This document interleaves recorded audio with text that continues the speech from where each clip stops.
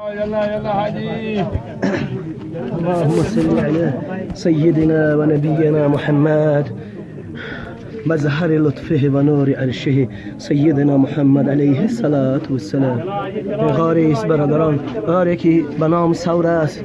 جناب رسول اکرم محمد علیه الصلاة والسلام در این غار با همراهی رفیق غار خود ابوبکر صدیق در اینجا پنهان شدن از مشرکین در وقتی که برای پیامبر گرامی قدر ظلم بود، در وقتی که او را مشرکان تعقیب میکردند.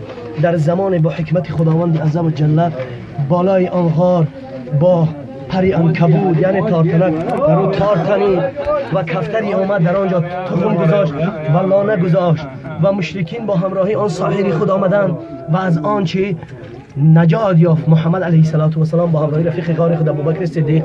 این حکمت خدا است که برای ما امتان آن خیر حبیب خدا نصیب و روزی کرده است.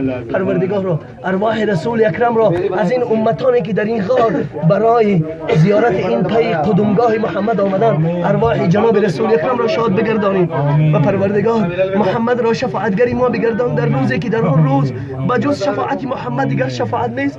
خدایا نجات جمله امت اسلام را، امت محمد را و خدایا زیارت برای کردن خانه خودش و روضه جناب رسول اکرم پروردگار و به این قدمگاه محمد غار حرا و غار ثور و مدینه منوره و روضه جناب رسول اکرم و مسجد القبا خدایا جمله امت محمد را نصیب و روزی بگردانی و پروردگار روزی که در آن روزی رستاخیز بجز رحمت خدا و شفاعت محمد چیزی نیست، ما را از رحمت خدا و شفاعت محمد با نصیب و روزی گردانده باشه.